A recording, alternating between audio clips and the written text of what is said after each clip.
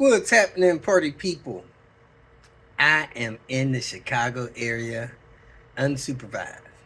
Nita went home to spend some time with her mom, her grandson, her son, and I'll be headed down there the end of next week, so I need to get things done here. Yesterday, I went out to Naperville and got everything done on that vehicle, S70, beautiful car, mostly cosmetic stuff. Today, I'm going to try to get somebody's AC condenser replaced and get an angle gear replaced, so that's going to be fun. Tomorrow, I'm going to try to get a timing belt done and meet with Ron and start on his car over there in Wisconsin. So I'm gonna get cracking. Today's video is actually our day off. Last Thursday we helped one of the hotel staff get a part replaced on their car to clear a code, and then we went and checked out the city a little bit. Let me to experience a little bit of this travel on the leisure side. So it doesn't appear that I received any more donations or help with my t-shirt printer. So if you haven't done so and you'd like to help me with that, there's information about that in the description area. And again, I appreciate any help that you guys give. So let me get this video mixed and get moving today. We are back to this Nissan Sentra with this P420 and 1078. I think 1078 is an exhaust solenoid sensor. So we got one here from Rock Auto. I got a dormant one. Those are normally pretty good, about half the price of what you would pay at a local place. So let's get this thing in and see if it fixes the error. I'm gonna clear it, start the car, see if the code comes right back first. I cleared the code, started the car, let it run 30 seconds, and it did come back pending. So let's go change the sensor and see if it goes away and stays away. I believe this is a 2013. If you don't know, you pull this to pop the hood open. Come over to the hood. You put your hand under there, slide that to the side, lift the hood up with your other hand, and the support bar to open the hood is up here. Drop it down to that hole there. Next, you want to lift this cover off. Should just lift off. I don't think it has any screws attaching it, but let's look back here and just make sure. Yep, it just lifts off 4 places. Massage it up. And I'm looking for the sensor. She's the sensor. I believe it's right here. This is the one we got. You can reach it from here without taking off any of your intake plenum. So we're gonna push this button down, try to unlatch this connector like that. And as you can see inside the box, that sensor looks identical. So let's pull this 10mm bolt, massage that out, massage this one in, and reconnect it. Go inside, clear the code, take it for a test drive. First thing you want to do is take the battery loose, because the tool and battery thing is close to the battery post. You don't want to blow anything up.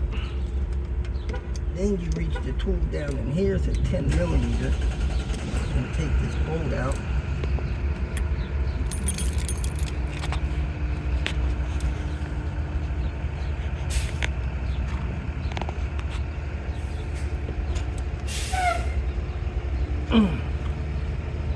It's hard to reach. Might have to get the right size pull. You need an extension to go past this plenum, or you need a short extension to get in there. If you do it this way, you shouldn't need to disconnect the battery. So don't drop your screw. That would not be fun, trying to dig that out of the engine. Once that's out, you just massage it up and out. Compare the parts, make sure they look similar. And they do look similar. One's a little bit different than the other, but we'll see if it works. Connectors both have 3 pins down in there. So we're going to take the new sensor and massage it in the hole so that it's all the way down in there. It's got a rubber gasket on there, so it's a little hard. You can put a little oil on that rubber gasket if you want. So I twist it back and forth, got it all the way down in there. Now I'm gonna put the screw in the hole. Again, make sure you don't drop it. Get the screw started by hand because you don't want to cross thread it or strip it. And then snug it in with your tool. This is a small screw. If you had a torque wrench, I'd say the torque value is probably around 5 foot-pounds, which is about 60 inch-pounds. Snug that down, not tight. This is not a wheel lug. Just snug it down.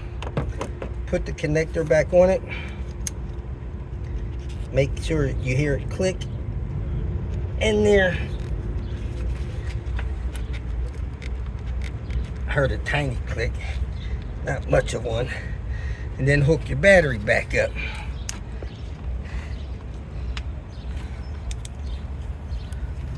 Tighten it on. And that should be it. Like I said, clear the code and take it for a test drive and make sure the code stays away.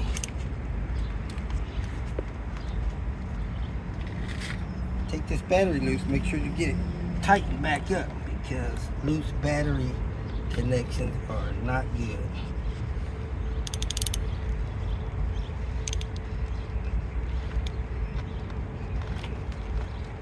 Should not be able to move your battery post on there. Alright, for some reason this battery is not secure, but that's a story for another day. Let's go in there, make sure it starts, make sure the code clears, make sure the code doesn't come back. That should be it. You have 2 of these sensors, one on the intake side, one on the exhaust side. This is the intake side.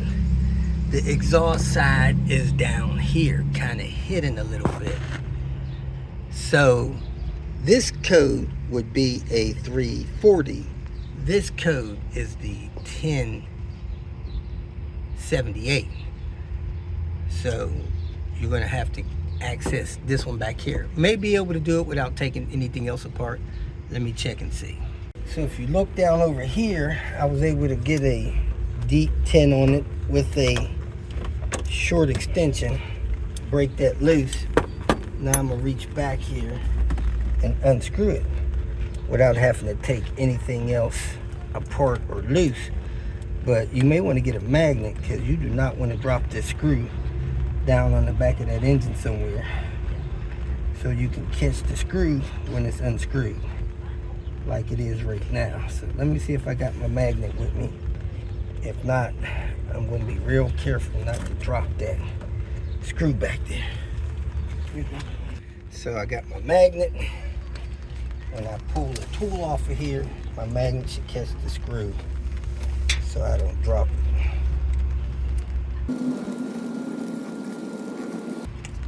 And here it comes up with the magnet. Don't drop that screw. Now I'm gonna massage the sensor out. Try not to break any of this other hoses and stuff that's back there. You can take this plenum off, get it out of your way if you want. Screw here, screw there, screw here, but just don't break anything in the process of that. That way you don't have nothing else to fix.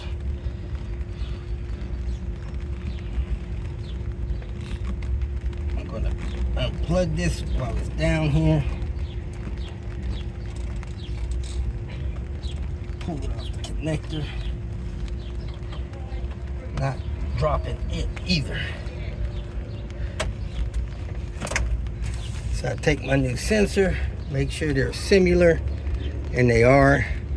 They both got the same connector in there, keyed the same. Now I'm gonna massage this on the connector, then I must massage it in the hole and put the screw back in. Don't drop it. keyword to this job is drop. Don't drop it. Alright, it's plugged in. Now I gotta get it in the hole that it came out of. And again, be careful not to break any of this other tubing and stuff. Besides that, in the hole.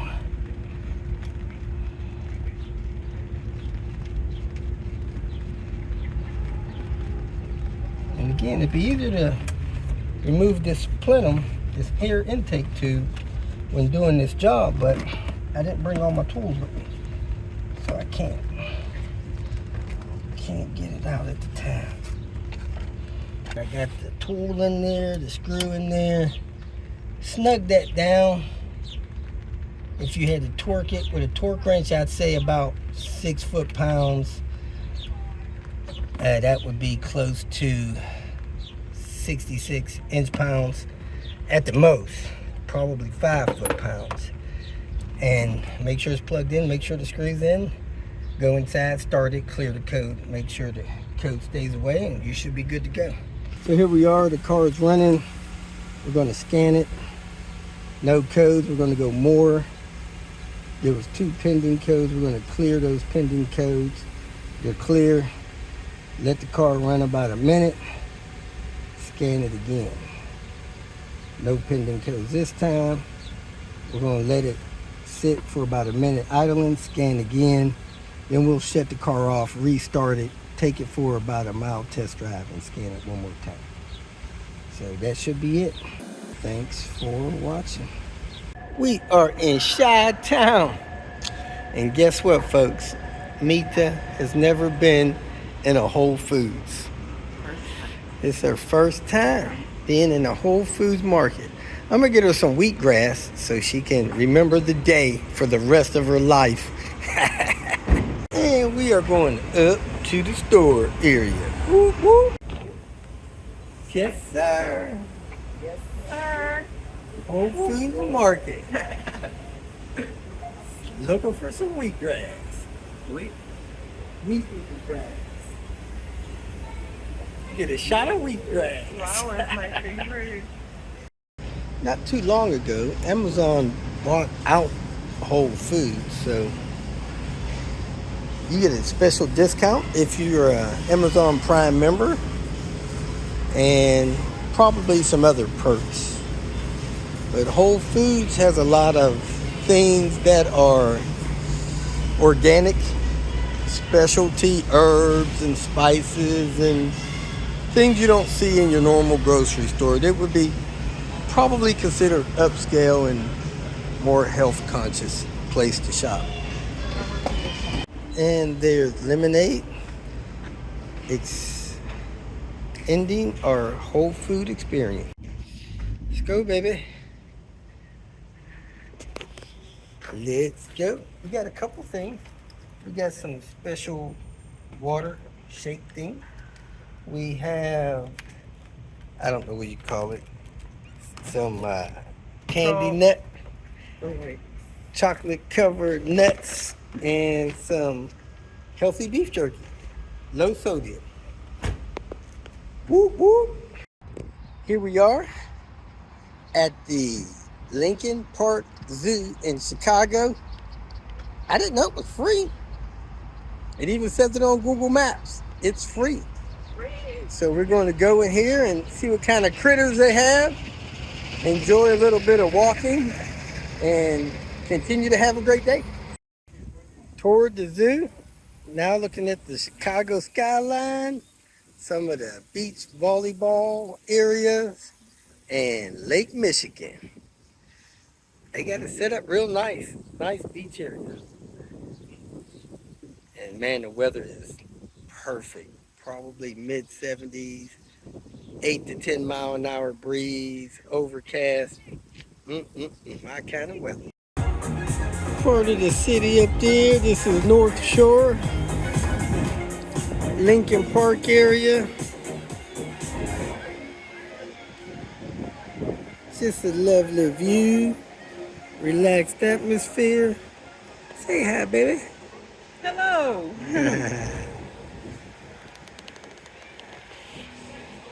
And we're gonna have a nice little lunch. Woo woo. And folks, that is it for our visit at the beach. A little restaurant down there. We are headed back to the hotel. Get that life in my boots.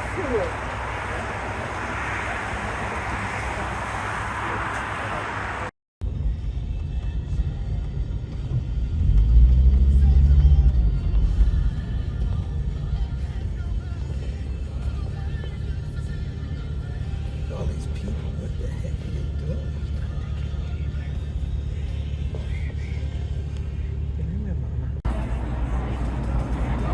All right, ladies and gentlemen, stand by the line, please step back here. I have a little bit of space here for the ramp on board. Go on, enjoy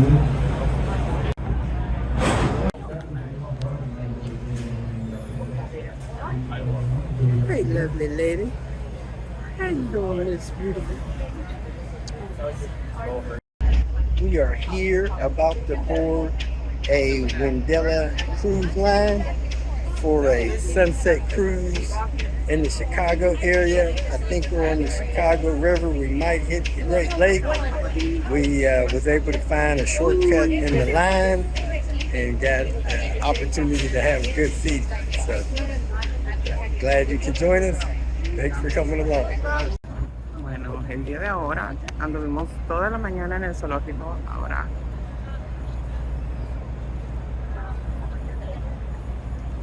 vamos a dar un paseo en un bote que se llama Wendella. Estamos en la ciudad. Estoy enfrente del edificio. Me pueden leer.